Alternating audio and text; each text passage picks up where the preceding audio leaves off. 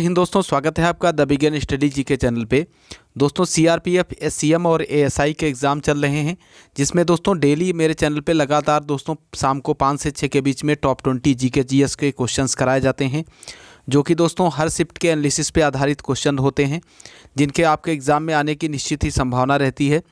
Daily दोस्तों आपको ये जो क्वेश्चंस कराए जाते हैं, ये सारे दोस्तों क्वेश्चंस कोई इधर उधर के नहीं हैं, प्रीवियस ईयर एग्ज़ाम्स से संबंधित क्वेश्चन ही है। निश्चित ही आपका यहाँ से बेनिफिट होगा दोस्तों। और आपने अभी तक ये चैनल को सब्सक्राइब नहीं किया है दोस्तों, तो चैनल को ज़रूर सब्सक्राइब करें।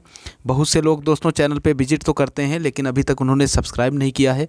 तो दोस्तों सब्सक्राइब करने से आपका कोई नुकसान नहीं होने वाला है। यदि आपने दोस्तों सब्सक्राइब किया तो निश्चित ही चैनल की तरफ से उसका आउटपुट आपको बेहतर ही मिलेगा और ज़्यादा मेहनत की जाएगी चैनल पे दोस्तों। आपके एग्ज़ाम को, कोई भी एग्ज़ाम हो आपका जीके जीएस रिलेटेड, तो दोस्तों आप चैनल पे ज़रूर विजिट करें। और जो भी क्लासेज अभी तक हो चुकी हैं उनको भी आप देख सकते हैं। 10-12 मिनट्स की हर क्लास है, बहुत ज़्यादा आपका समय वहाँ पे वेस्ट नहीं होगा और निश्चित ही आपका बेनिफिट होगा। तो आइए चलते हैं दोस्तों आज की क्लास की ओर बिना किसी देरी के। दोस्तों आज का जो पहला प्रश्न है वो है दोस्तों, सिंधु घाटी की सभ्यता को आर्य पूर्व सभ्यता किसके प्रमाण मिलने के कारण से कहा जाता है? कला, तांबा, बर्तन या फिर लेखन स्क्रिप्ट। तो सिंधु घाटी सभ्यता को दोस्तों आर्य पूर्व सभ्यता के नाम से जाना जाता है दोस्तों। किस प्रमाण के कारण? जो बर्तन की प्राप्ति हुई दोस्तों है उसके प्रमाण के कारण। ऑप्शन सी इसका बिल्कुल राइट हो जाएगा। अगला क्वेश्चन देखते हैं। अगला प्रश्न है दोस्तों, वैदिक युग में था बहुविवाह प्रथा अज्ञात थी, बाल विवाह प्रमुख था, विधवा पुनर्विवाह कर सकती थी, अनुलोम विवाह स्वीकृत था। तो इसमें से कौन सा राइट होगा ये आपको बताना है। तो वैदिक युग में दोस्तों अनुलोम विवाह जो होता था वो स्वीकृत था। ऑप्शन डी इसका बिल्कुल राइट हो जाएगा। अगला क्वेश्चन देखते हैं। अगला क्वेश्चन है दोस्तों, न्यायपालिका का मुख्य कार्य क्या है? कानून बनाना, कानून का निष्पादन, कानून का निर्णयन या फिर कानून को लागू करना।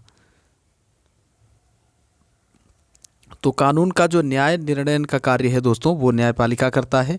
ऑप्शन सी इसका बिल्कुल राइट हो जाएगा। अगला क्वेश्चन देखते हैं। निम्नलिखित में से किसने कहा था कि भारत में दास प्रथा नहीं है? Ibn Battuta, Megasthenes, Fahien, Hiuen Tsang. इनमें से दोस्तों किसने कहा था? तो ये कहा था दोस्तों मेगास्थनीज ने। ऑप्शन बी इसका बिल्कुल राइट हो जाएगा। मेगास्थनीज के द्वारा दोस्तों कहा गया था कि भारत में दास प्रथा नहीं है। अगला क्वेश्चन देखते हैं। उच्चतम न्यायालय के मुख्य न्यायाधीश की अधिवर्षता आयु क्या है? दोस्तों अधिकतम आयु यहाँ पे होना चाहिए। अधिकतम आयु क्या है उच्चतम न्यायालय की मुख्य न्यायाधीश की? तो वो होती है दोस्तों 65 वर्ष। ऑप्शन सी इसका बिल्कुल राइट हो जाएगा। अगला क्वेश्चन देखते हैं। जमोरिन कौन था? कालीकट का राजा, कोचीन का राजा, गोवा का राजा, मैसूर का राजा। तो जैमोरिन दोस्तों कालीकट का राजा था। ऑप्शन ए इसका बिल्कुल राइट हो जाएगा। जब दोस्तों वास्को डिगामा भारत आया था, कौन दोस्तों? वास्को डिगामा पुर्तगाल से भारत आया था, तो इसी राजा ने सबसे पहले दोस्तों कालीकट के तट पर जो है उसका स्वागत किया था। अगला क्वेश्चन देखते हैं। मुगल काल में निम्नलिखित बंदरगाहों में से किसको बाबुल का मक्का या मक्का का द्वार कहा जाता था? कालीकट को, भड़ोच को, खंभात या फिर सूरत। तो मुगल काल में दोस्तों जो सूरत का बंदरगाह था गुजरात के अंदर, उसको बाबुल का मक्का कहा जाता था। ऑप्शन डी इसका बिल्कुल राइट हो जाएगा। अगला क्वेश्चन देखते हैं। विश्व में सबसे बड़ा मैंग्रोव वन निम्न में से कौन सा है? अफ्रीका का वन, अल्पाइन वन, सुंदर वन या दोस्तों ऑस्ट्रेलियाई वन। तो विश्व में दोस्तों सबसे बड़ा जो मैंग्रोव वन है वो दोस्तों सुंदर वन पश्चिम बंगाल में है। ऑप्शन सी इसका बिल्कुल राइट हो जाएगा। बढ़ते हैं अगले क्वेश्चन की ओर। अगला प्रश्न है दोस्तों, निम्न में से वह कौन सा राज्य है जिसकी सीमा म्यांमार के साथ नहीं लगती है? अरुणाचल प्रदेश, मेघालय, मिजोरम या नागालैंड। तो इसमें से दोस्तों कौन सा ऐसा राज्य है? मेघालय दोस्तों ऐसा राज्य है जिसकी सीमा नहीं लगती है म्यांमार से। बाकी अरुणाचल प्रदेश हो गया, मिजोरम हो गया, नागालैंड हो गया, इन सभी राज्यों की सीमा दोस्तों म्यांमार से लगती है, तो आप इसे याद रखिएगा। बांग्लादेश से दोस्तों भारत के कुल कितने राज्य लगते हैं, ये भी आपको पता होना चाहिए। तो भारत के कुल 5 राज्य दोस्तों किससे लगते हैं, बांग्लादेश से। और सबसे ज़्यादा दोस्तों जो सीमा भारत की है वो किस राज्य से लगती है, बांग्लादेश से ही लगती है। 4096.7 किलोमीटर दोस्तों जो सीमा है वो बांग्लादेश से लगती है।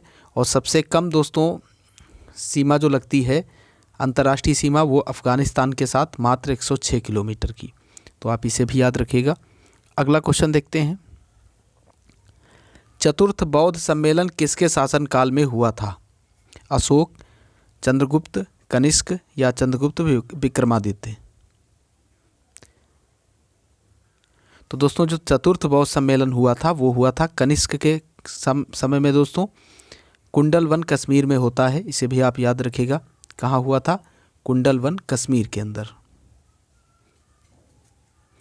प्रथम बौद्ध संगीत दोस्तों कब हुई थी, किसके शासनकाल में हुई थी, तो अजातशत्रु के शासनकाल में हुई थी दोस्तों, इसे भी आप याद रखिएगा। अजातशत्रु के शासनकाल में हुई थी दोस्तों प्रथम। द्वितीय दोस्तों बौद्ध संगीत हुई थी कालाशोक के शासनकाल में।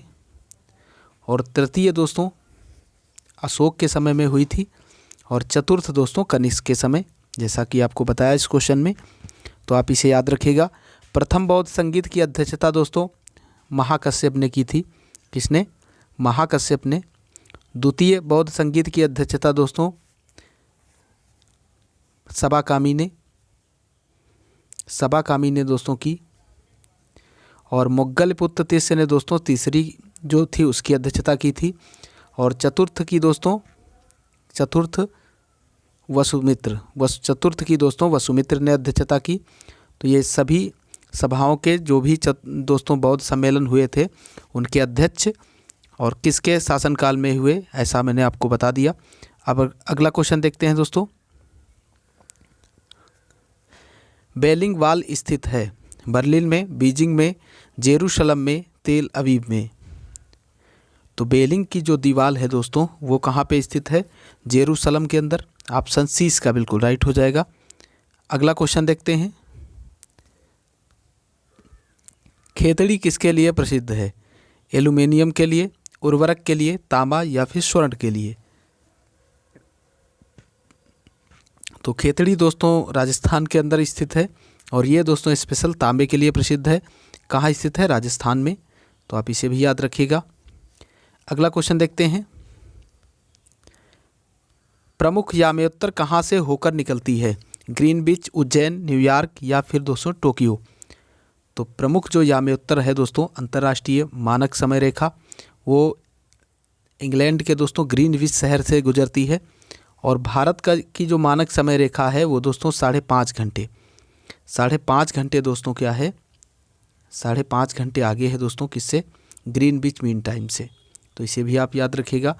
और जो भारत की मानक समय रेखा है वो दोस्तों 82.5 डिग्री से होकर के गुजरती है, तो इसे भी आप याद रखिएगा। अगला क्वेश्चन देखते हैं, अगला प्रश्न है, कश्मीर घाटी किस स्वरूप में स्थित है, कंदरा, दूषित, प्लेटो या फिर मैदानी। तो कश्मीर घाटी दोस्तों प्लेटो के रूप में स्थित है। ऑप्शन सी इसका बिल्कुल राइट हो जाएगा। बढ़ते हैं अगले क्वेश्चन की ओर।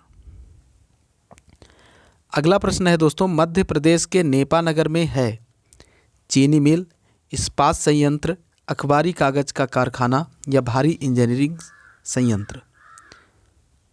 तो दोस्तों मध्य प्रदेश का जो नेपा नगर है वहाँ दोस्तों अखबारी कागज़ का कारखाना है। ऑप्शन सी इसका बिल्कुल राइट हो जाएगा। और मध्य प्रदेश की जो राजधानी है दोस्तों भोपाल, वहाँ पे भारी इंजीनियरिंग संयंत्र पाए जाते हैं दोस्तों, भोपाल, उस पे दोस्तों एक शोध संस्थान है वहाँ पे, तो इसे भी आप याद रखिएगा। अगला क्वेश्चन देखते हैं,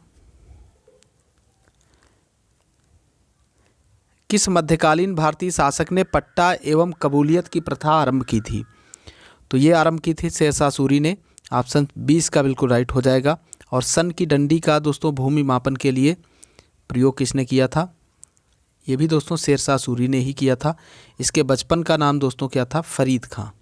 क्या था दोस्तों, फरीद खां। तो इसे भी आप याद रखिएगा। अगला क्वेश्चन देखते हैं।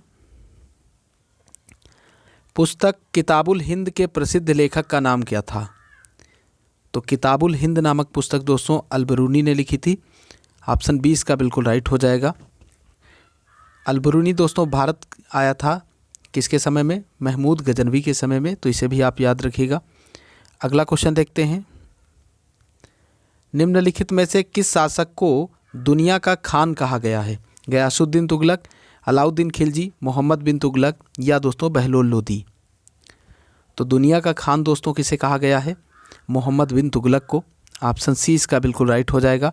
और इसको दोस्तों रक्त पिपासु और पागल सुल्तान, रक्त पिपासु और पागल सुल्तान की भी दोस्तों संज्ञा दी गई, तो इसे भी आप याद रखिएगा।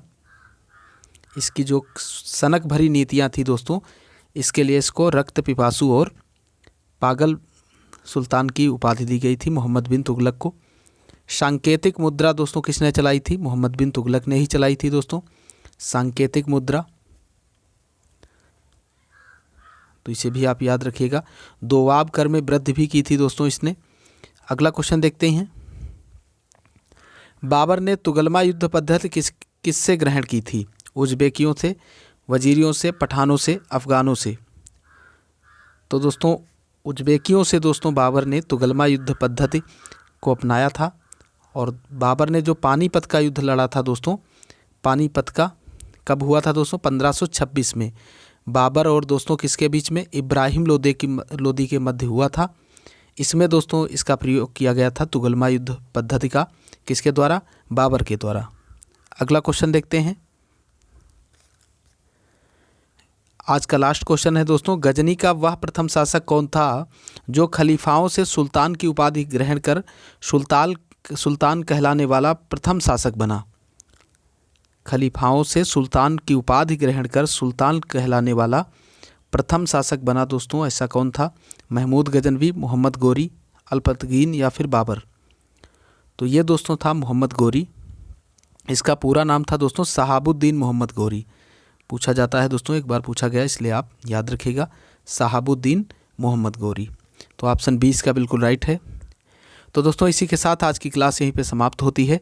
आशा करता हूं दोस्तों क्लास आपको पसंद आई होगी। यदि क्लास आपको पसंद आई है तो आप दोस्तों इसे ज़्यादा से ज़्यादा लोगों के पास शेयर कीजिए। और आपने अभी तक ये चैनल को सब्सक्राइब नहीं किया है तो चैनल को ज़रूर सब्सक्राइब कीजिए। दोस्तों सब्सक्राइब करने से आपका कुछ नहीं जाता है, बट दोस्तों हमें मोटिवेशन मिलता है और उसी के आधार पे दोस्तों और ज़्यादा बेहतरीन में आपके लिए करने की कोशिश की जाती है। तो पूरा वीडियो लास्ट तक देखने के लिए आपका बहुत बहुत धन्यवाद। जय हिंद, जय भारत।